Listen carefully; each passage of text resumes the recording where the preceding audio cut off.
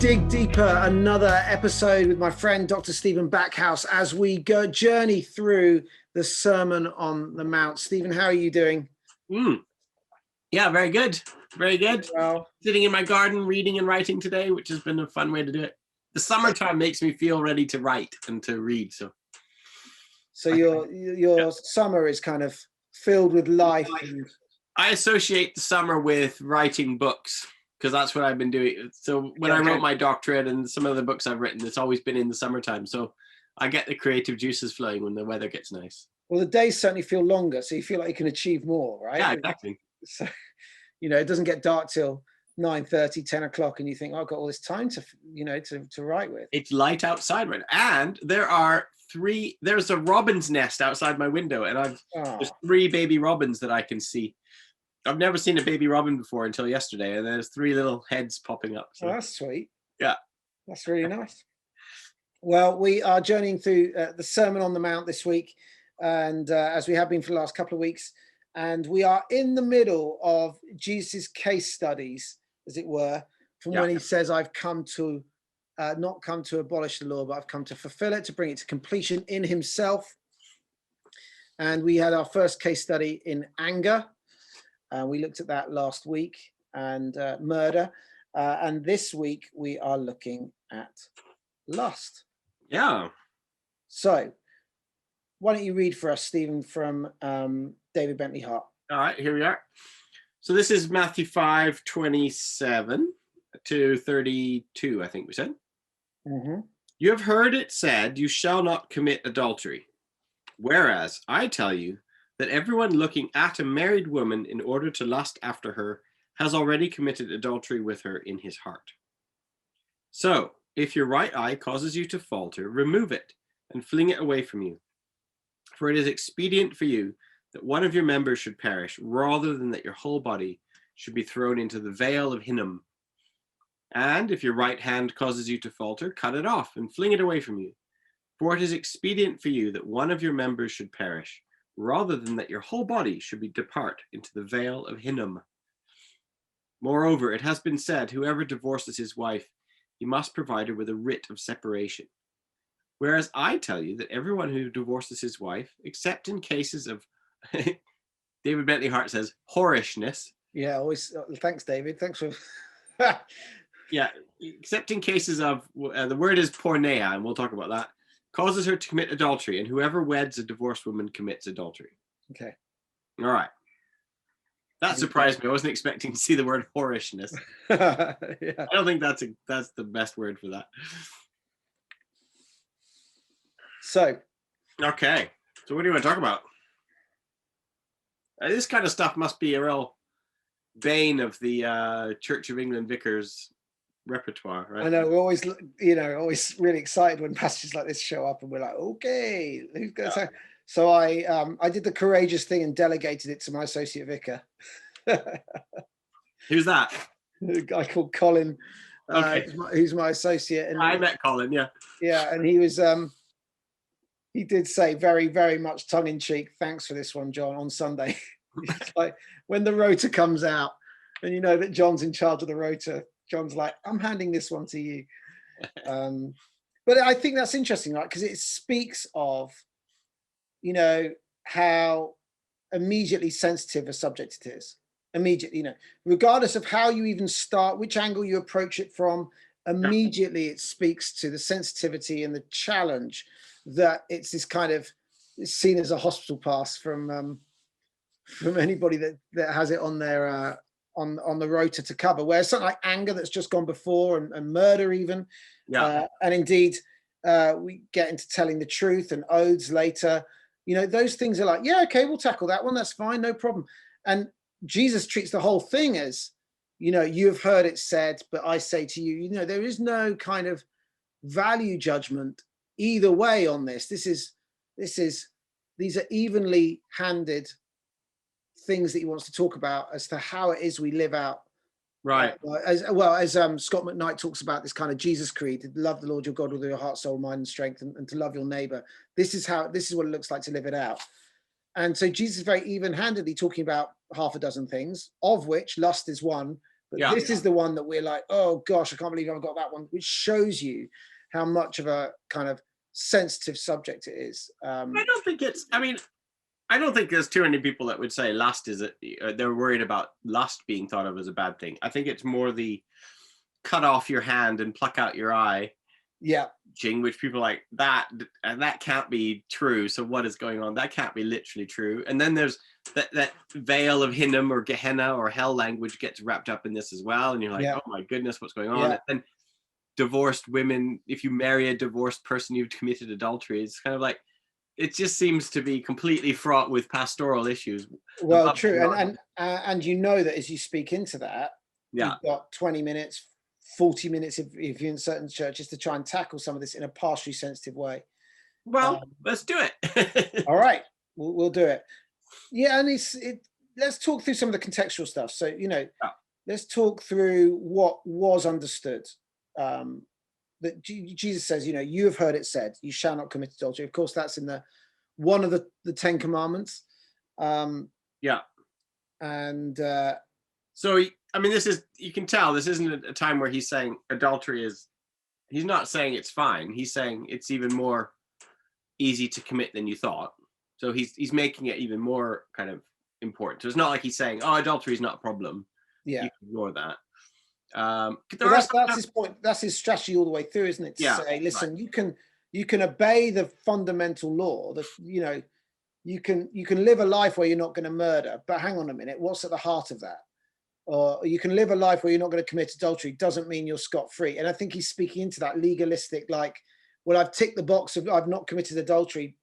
And he's trying to, it seems to me, to get into the heart of actually what's behind that rule in the first place. And it's part of this theme that Jesus has of personalizing stuff that people might have been tempted to think was kind of external to them. So you always have to be sensitive talking about this in the year 2020, because we have 2,000 years of individualizing stuff, and so we've over individualized a lot of Jesus's teaching. I think we've made it really private, and we think there's no public kind of aspect to it quite often. Yeah, so I'm always hesitant about this, but the reason why we have privatized Christianity to such an extent is because it was originally there in the text. And it's like we've taken a thing and just gone with it. We've taken the ball and run with it. Because there is a personalized element for sure. And it's very similar to like when Jesus talks about elsewhere, when he's going to talk about declaring things pure. And he says, look, all foods, it's not what goes into you that makes you impure. It's what comes out, right? Yeah. It's your heart. And this is a similar kind of thing. He's saying, look, it's not about like your public, if you check the boxes of appearing to be faithfully married, or if you're taking care of your spouse, that's not the same as living a life free of adultery. Yeah. Right. Yeah. So it's because it's not just the outer appearances, it's also what's happening in your heart. Yeah. So he's radicalizing that. He's like making you, it's a bit like with the murder. He's like, it doesn't really matter the on paper, the ins and outs of what it is to take a life. If you even dismiss somebody in your heart, it's as if you murdered them. Yeah. So he's doing something that with here. It is worth really quickly pointing out, and a lot of people will point this out, that a lot of cultures, including, let's not be racist here, including white evangelical Christianized cultures all over the place, when it comes to this kind of stuff, how often we try and police the women. So like we control women's clothing or appearance or behavior, and we say you shouldn't incite men to lust. The problem is you are inciting men to lust, so you need to do something about it. Notice that Jesus does not do that. Right? I mean, it's so radical, because even now in our culture, we'll talk about it's obviously not appropriate to say it, but where people will say, a woman experiences sexual assault. Oh, right, yeah. And they'll say, oh, but she was dressed a certain way, or she was acting immediately place it. It's like as if usually the man in that case is unable to do anything about that. Oh, it's just, And we have our Christian culture has a lot of toxic ideas that we perpetuate that a lot. I went to Yeah. schools where the women had I went to a Christian school in Canada, and the women had a dress code about skirt lengths and stuff, but the men didn't, and that kind of thing. And you know, it's not that far distant from some of these Islamic cultures we hear about, where the women Yeah. are always forced to cover up, and the men don't seem to nothing really seems to matter to them. Yeah. And it's, you know, it's always the same thing. It's kind of a tale as old as time, really, is that the women get policed. Yeah. And Jesus doesn't do that. He doesn't say women stop acting in ways that make men lust. It's very gender specific here. He's like, or sex specific. He's like, when a man looks at a woman lustfully, you know, he's really kind of telling men to practice self-control, Yeah. guard their own hearts. Yeah. Yeah. It's part of that important. It's not about policing morality or the appearance of morality. It's about guarding your own heart. Yeah. And again, he's talking again about what's inside, because that's Yeah. it's not about externals. It's not about dressing a particular way so as to avoid temptation or to stop, you know, because actually he recognizes the problem is the human heart. It's not that the problem is not the externals. Yeah. So, yes. And now let's talk about the next verse, right? About Yeah. the soak your right eye. Yeah. Let's talk about that. Because he is talking about the heart. You're right. He's not talking about the externals, like the bare minimum, like just going through the motions of the externals. But there is a sense here of that we are all, I mean, here's the headline. We're all connected. There is no such thing as a private sin. So you are always, no matter what you do, you're always going to affect yourself and your relationships with others. So even if you are privately in your head lusting after somebody, you are still going to, it's going to affect your relationships with that person. It's going to affect relationships with your actual spouse. It's going to affect your own sense of being. So anything we do, even if it's like hidden in our own minds, it still has a social effect, right? So there is no such thing as a private sin. Yeah. There's personal sins, but they're not private. Every sin has some social, relational ramifications in some way, right? So remember what we talked about with the idea that Jesus is often talking about being of some use. So the whole thing about the veil of Gehenna is that it was the Gehenna was the place of fire where you would burn the rubbish. Yeah. Yeah, we looked at that last week. Yeah. Yeah. And it shows up here in a big way. And so again, it's the exact same theme. It's like, are you like salt that's lost its saltiness? Are you like a branch that isn't bearing fruit? Are you like a candle that's being put underneath a basket? Or are you like a body that's not functioning correctly? It's better for you to, like, because he's basically saying, like, remember, the veil of Gehenna is all about being a place of utter worthlessness. So he says it's better for you to have lost one eye than to be utterly worthless.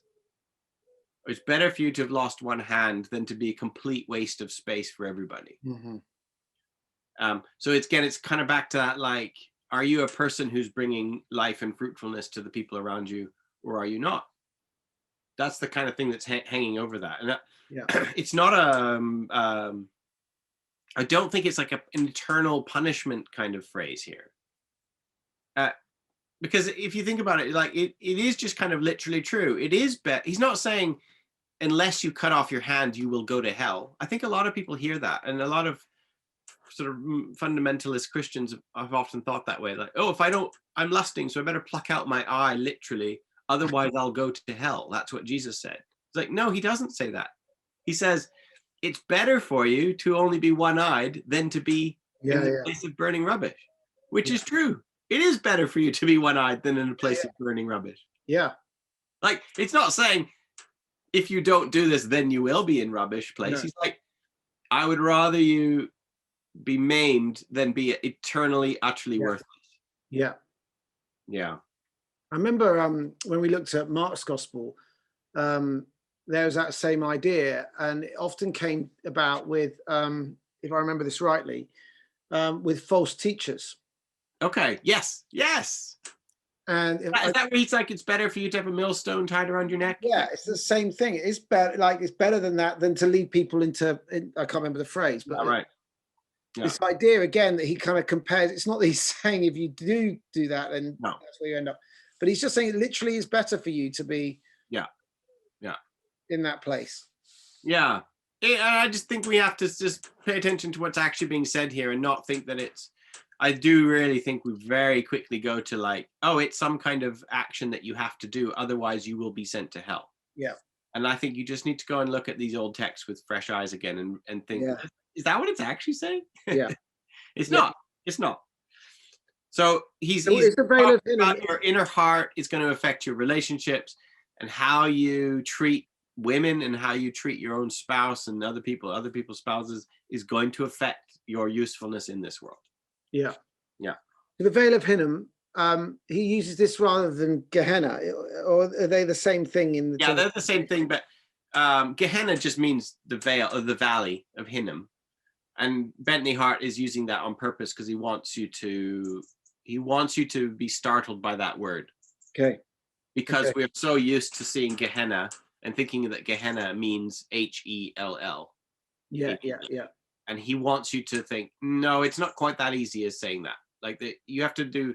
There's quite a number of steps. Quite a lot of Christian history got to the place where we just read Gehenna as hell. Yeah. And so he deliberately doesn't translate the word into some sort of Anglo-Saxon idiom. He leaves it as the Valley of Hinnom. And so when he talks about this, as he's saying, if you look at someone lustfully, you've committed adultery in your heart. It is better that you maim yourself than what was the. Is he using exaggeration to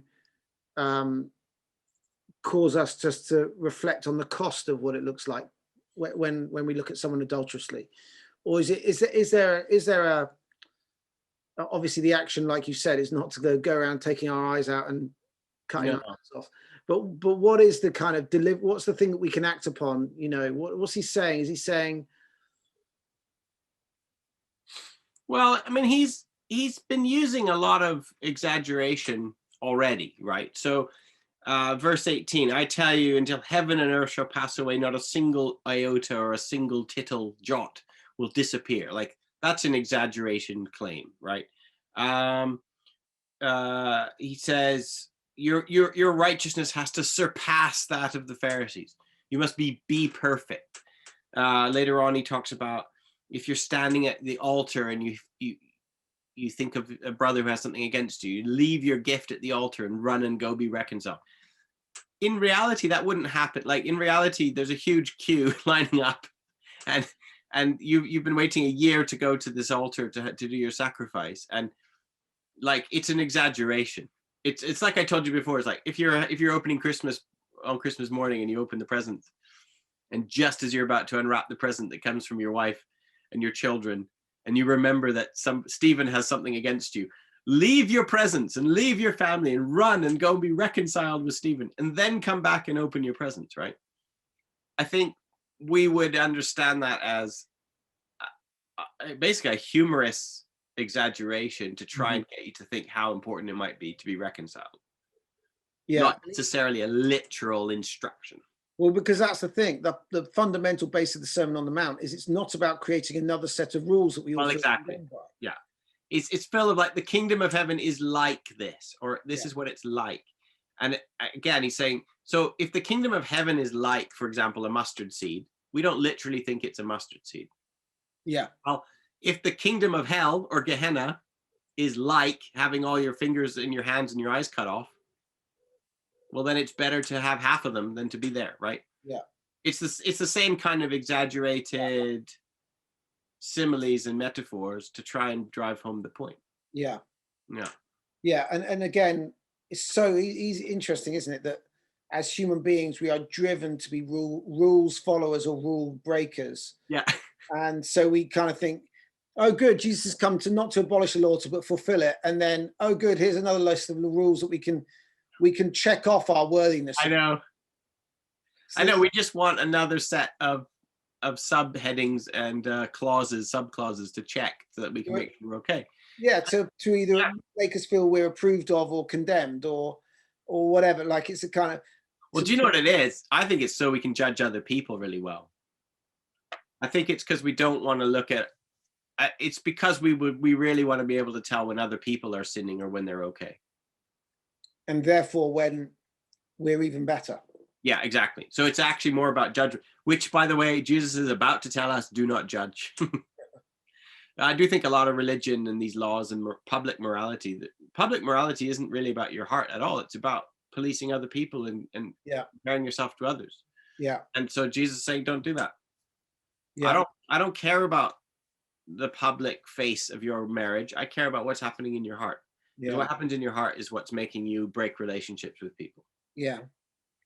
And Yeah. that seems to me. I've just done my sermon for Sunday, which is about swearing oaths and telling the truth, and it seems to me a lot of these things are fundamentally about Jesus as the agent of recreation, coming Right. in to restore that which was broken at the fall. Yeah. And obviously, the thing that broke at the fall was relationship with God, relationship with one another, relationship with our world. And Yeah. Right. Right. Yeah. so Jesus is coming in and saying, as the agent of recreation, I want to speak to you, not murdering someone. Yes, at a kind of at an extreme level, of course. If you avoid murder, that's a good thing, and therefore that relationship is less broken. But it doesn't get to the heart of the issue Right. about the restoring of human relationships. Yeah. Um, Yeah. If you Similarly with just adultery, manage to refrain from killing a human being, it's like, there's more to life than just not killing somebody. not killing, right? Exactly, and not getting to the point where you're like, well, that relationship is really, is in good shape if I haven't killed them. Yeah. Exactly. That's like defining something by the negative. It's like, well, hang on a minute. What are you really? Are you really about the kingdom of God, which is about the restoration of all relationships? And so, don't even try and bring, try and refrain from anger because that breaks relationships. Try and refrain from, you know, committing adultery in your heart because that, like you said, if you've looked at someone lustfully who is not your wife, or your husband or whatever, you it's unavoidable to be able to kind of compartmentalize that Yeah. the next time you see them. Well, That, and also you've literally, I mean, we even have the language for it, right? You've objectified somebody. You've yeah, turned them into an object. well, dehumanized again, Right. which is what we talked about with anger. It dehumanizes somebody to do that. Yeah. So they're no longer a subject anymore. They're no longer like a person.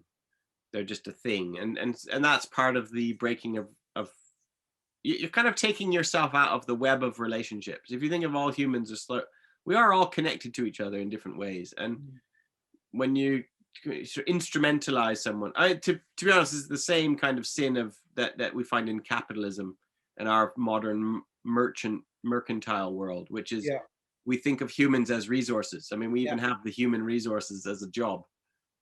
And so we think of humans as just extraction points for value. yeah, And that's not any different than the sin here of lust. yeah, You're just thinking of another person as not connected to you personally, but just as some sort of source for your own pleasure kind of thing, or yeah. you're just getting something out of it. So But that also speaks to what we believe of ourselves in terms of our bodies and yeah, the use, our bodies. I think a lot of people, whether in terms of how we eat or how we work, our relationships, our sex lives, or whatever, our bodies are machines. They are yeah, that we have a kind of disconnect even with our own physical flesh. we totally think that. Yeah, and we call And food like our fuel, that kind of stuff. yeah, exactly. And so you're in that position where you're thinking, well, hang on, what kind of relationship do I have with my body? And does it become almost Gnostic, like that first century Yeah, right. heresy, where actually what you did with the Body. physical didn't matter. Yeah, What you is all about the spiritual. yeah, And so when we kind of actually that you can tell some of these threads feed into then objectifying somebody physically, yeah, in terms of lust, for example. So you kind of you wouldn't ever, a lot of people wouldn't dream of thinking they are less than human, but lust essentially takes the humanity out of, takes their own agency, their own freedom of choice. They don't want to be viewed in that way, right. and treats their body as a physical machine for your satisfaction. And again, that's the consumer bit as well. So it's kind of, we're consuming Right. somebody. Yeah, it's part of that consumer mentality. Now, I mean, now the real human being shows up later on. Do you want to move on to divorce? Yeah, let's do that. So the adultery stuff is all about the inner life of a person and how that's going to affect your usefulness in your relationships. But then Jesus goes on to talk about, and so it's interesting here, by the way, that notice that all the Vale of Hinnom and Gehenna language is all about you as a person. Like it's not about the wife. It's not about the relationship. It's about you personally being of use or not. Okay. Yeah. So then hell language disappears. Gehenna language stops. And we move on to another teaching, which Matthew has strung together with this. It's not obvious that this teaching was always directly connected to the adultery language, by the way. So, because in Mark, like different gospels have these kind of teachings in different places. So then Matthew has Jesus say, moreover, it has been said, whoever divorces his wife, he must provide her with a writ of separation. Or do you have a document of divorce? What does yours say?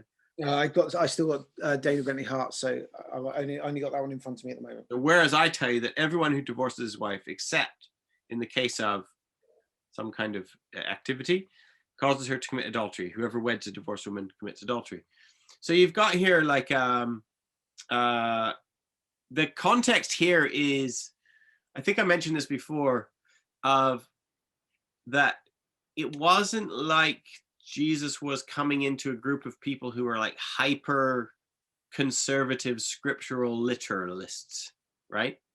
Yeah. It was almost the other way around. It was like there were so many rules and regulations that had kind of built up around the original teachings about divorce that it was really easy for you to make an exception to yourself, to the rule, right?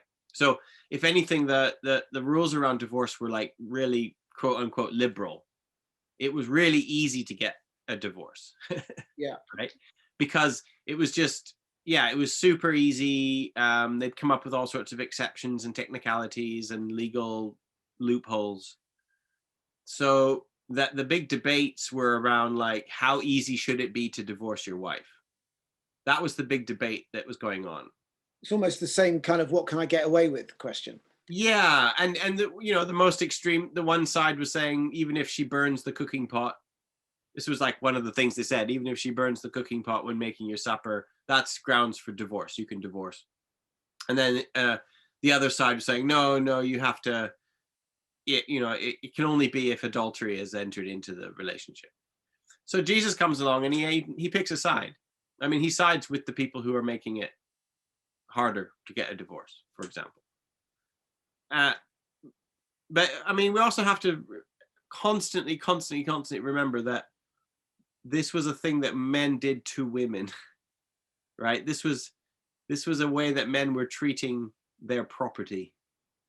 So when Jesus makes divorce harder, it's not in a world in which men and women are equal and agents working together. This is not an anti-woman teaching by making it harder to get a divorce. He's not like imposing restrictions on a woman's freedom to choose, right? What he's doing is he's protecting women who are being utterly abandoned by their husbands because they burnt the cooking pot. And when you're divorced, there's nothing you could do about it. You were soiled goods, and you were, you might not even, you'd had to have left your family to go to join your husband's family. And then if you were divorced, if he rejects you, your own family might not take you back. You're just left. You have nowhere to go, right? And I'm guessing, I'm presupposing, but I'm guessing that the climate for self-sufficiency for women was different than for men, in their ability to be able to earn or make a. Oh yeah, I mean you're reduced to like, well, think of like Naomi and Ruth. I mean, you're reduced to just picking grain, the scraps of grain, in a field and stuff, and you're treated like a potential prostitute, or you're just not. It's not there's no dignity. Yeah.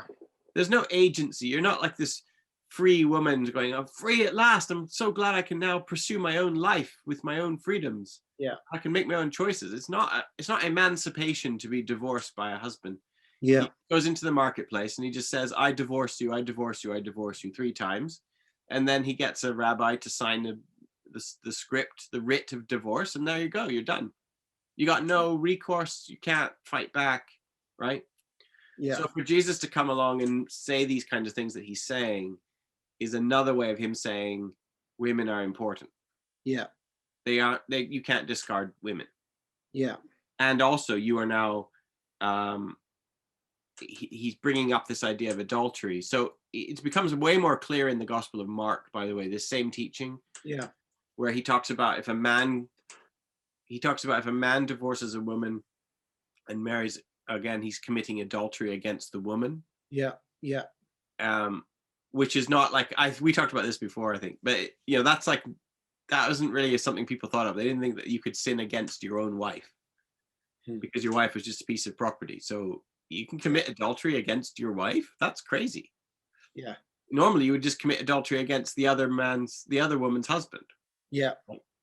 So and then in Mark he says, and then if a woman divorces the man, and so all of a sudden he's introduced a whole new idea that women could maybe have some freedom here too, right? So he's elevating women to the level of being partners in a marriage. Yeah. And there's something like that happening here. It's not quite as clear, but there's something like that happening here as well. Everyone who divorces his wife causes her to commit adultery, and whoever weds a divorced woman commits adultery. So he's basically saying women are part of the adultery game now. They are I've elevated them to the level of potential sinners. Yeah.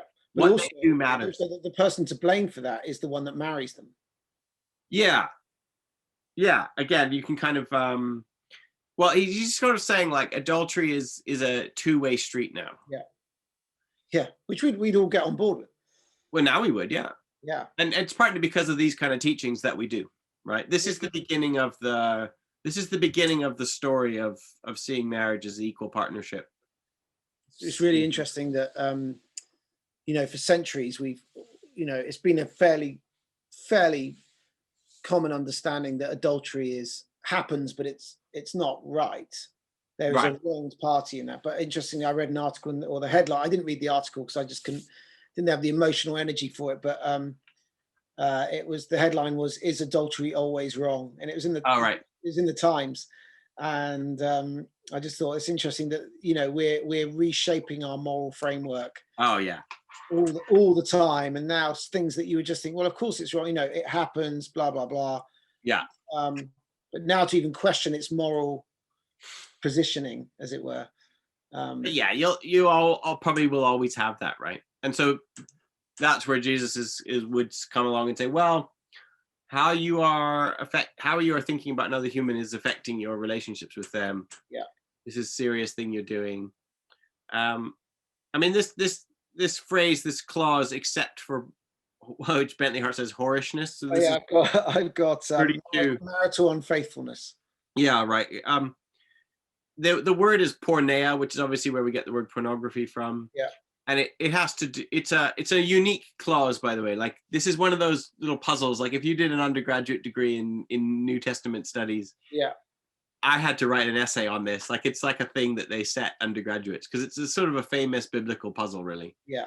Because Mark has the same teaching, but he doesn't have that clause. Jesus just says, if you divorce your wife, you commit adultery. Yeah. He doesn't have the clause, if you divorce your wife, except for this word, porneia. So we're not quite sure exactly. I mean, we know what it means. It means illicit sex, or sex outside of, I guess we would say outside of right marriage. Yeah. So there's some debate about whether it means incest, so it's kind of the idea is that it was never a valid marriage. Yeah. Right. Yeah. So it might be a thing that has rendered the marriage invalid before it even started. Yeah. So it's on discovering it later. It's like it kind of that it might be that. It might be that, or it might be like actually having sex outside of the marriage bounds, right? Which of course is what our law is based on, isn't it? Or yeah. Historically, it's been that is a legitimate cause for divorce. That's the one way that certainly up until very, very recently, the quickest and easiest, if you could prove that there'd been adultery, it would be uncontested. That divorce would be uncontested. Yeah, right. And that, that would be the evidence of the laws being shaped by this. Yeah. By these verses. Yeah. Yeah. Yeah. It's a word, as far as I know, it doesn't come up very often in the rest of the New Testament. No, I don't. Maybe not at all. Yeah. Okay. I'm not sure. I might be wrong about that, but it's a rare word. It's not. Yeah. It's not like a word that everybody knows exactly what it means. So, yeah. Which is why you can write endless books and essays about it. Yeah, there doesn't seem to be that much extra textual about it. Yeah, and I mean, there's lots of conjecture. Did Matthew just put it in on purpose in order to sort of soften the blow? Did Jesus say it and Matthew recorded it faithfully and Jesus doesn't say it somewhere else? Did Mark take it out? Did Jesus say it, but then Mark took it out? Like, there's lots of debates, right? Yeah. So the reality is we have two different versions, one with a clause and one without. Yeah. But they don't necessarily, it's not like they lead to opposite places. They're both just saying the marriage is between two equal moral partners and what they do matters. Yeah. Well, exactly. And I think this is the point, is that Jesus definitely had a sexual ethic. And it emerges later on in Matthew as well. There's in Matthew 25, I think, or I might have got that reference wrong, but later on in the 20s anyway, he has a sexual ethic and refers to sexual immorality. He refers to whatever that phrase is. But he obviously upholds the sense in which that he goes back to the kind of creation roots of what marriage is for. Yeah, right. Yeah. A man shall leave his family and join with his wife, and that's one of those rare times he affirms the Genesis stories, and and that's critical in understanding what marriage is. Even it's marriage is more than contractual, which often we want to kind of boil it down to. It's about legalities and contractual exchanges, but actually marriage here is covenantal. It's rooted in creation. It's a lifelong commitment, as long as that's able. But of course there's grace for that, and so he doesn't forbid divorce, does he, at all? It's not like it's completely off the table, but no, he doesn't, right? It assumes that there is going to be some remarriage, actually. And he's like, well, when you get remarried, just so you know, you're now in the realm of the world that we call adultery. Yeah. So he doesn't forbid it, but he says it's morally serious. So then we have to think about the weight of judgment that gets put on divorced people who get remarried in Christian churches. Yeah.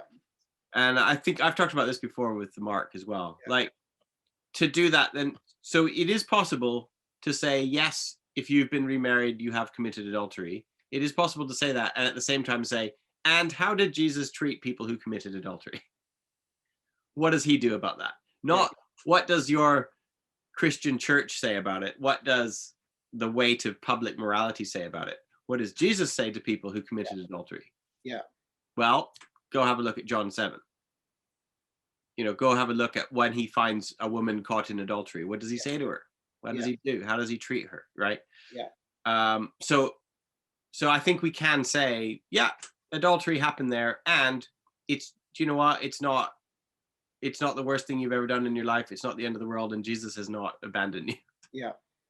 Exactly. And also saying God hates divorce, or that divorce is something that is sort of striking a lot deeper than just the surface public options.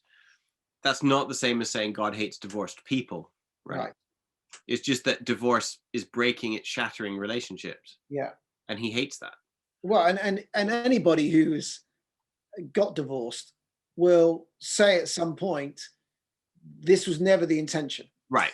Yeah, right. And we've all been touched by it. Yeah, there's nobody alive in this world who hasn't been touched by divorce in some way. Right. And even those who have willingly gone through a divorce process, or unwillingly even, no one would say, well, that was great. That was what I wanted. That was what I wanted all along. And you're like, well, no one is set out in marriage for that reason. Right. And I think and I think sometimes we can look at these passages in isolation. We're going to come to a close in a moment. But, you know, this is a small passage on adultery and a divorce, but we forget the kind of the Bible story of grace and redemption and forgiveness, and a recognition that we screw up and we make mistakes all the time. And there is forgiveness and there is grace, just as there was for the woman caught in adultery. Yeah. And also the creation. I mean, the fact that in Mark, Jesus links, he's going to link marriage back to creation as well. And he's actually like creating, he's doing an act of creation right now. He's creating human beings. He's creating women. He's saying they're not just property, you're actually proper, fully fledged human beings right now. So he's created a person where before there wasn't one, right? Yeah. So there's a lot of like creation going on right now. Like you rightly pointed out, this is the kind of restoration of creation sort of stuff. He's drilling down into like the heart of the web of life and connection with each other. He is talking about the will of God for creation. He's talking about restored relationships, which are much bigger and more important than we might imagine. Yeah. So yeah, it is an act of recreation. Even these divorce and adultery passages, which you might be tempted to think they're just legalistic, they're actually the opposite. He's saying your legalism isn't even close to what's going on here. You're touching on what's important right now at all. Yeah. Amazing. We're going to close there for this evening. Stephen, thank you so much for your time again with us. Anything more you want to add? Anything we might have missed before we go, or should I close with a prayer? Well, no, I am just aware that like I said, there's always people, there is nobody not touched by divorce. Yeah. Okay, first of all, I don't live in a family untouched by divorce. You don't live in a family untouched by divorce. So I just want to know if anybody's hearing this, that they might be feeling the weight of these words, adultery and divorce and hate and all this. And I just feel like you really need to see yourself the way Jesus sees you and not the way your Christian culture has trained you to see you, because those are not the same things. And the kind of the weight of legal morality is the weight that Jesus was trying to release you from, not add more to. So, yeah. That's a great way to finish. Jesus, we thank you, Lord, that you see us differently than we see ourselves, and indeed what others around us may see us. Lord, for those of us who have been deeply touched by divorce and the impact of that, and adultery and even the impact of that, Lord, we pray that you would restore us in whichever way. And for those of us to whom we struggle to look at people and not objectify or even to lust after, Lord, help us by your Spirit. Help us see who you've made in front of us. See them as your children, not as objects, but as subjects. People made in your image. Amen. Amen. Stephen, thank you so much. Next week. Great. Nice to see you again. Next week, we have oaths and truth-telling. So tune in next week on Zoom, as per usual, 8 o'clock next Thursday evening, or indeed on our church platform, slkt.online.church. Otherwise, if you're tuning in on the podcast, listen in next week when we next upload it. Looking forward to it. Cheers. Bye.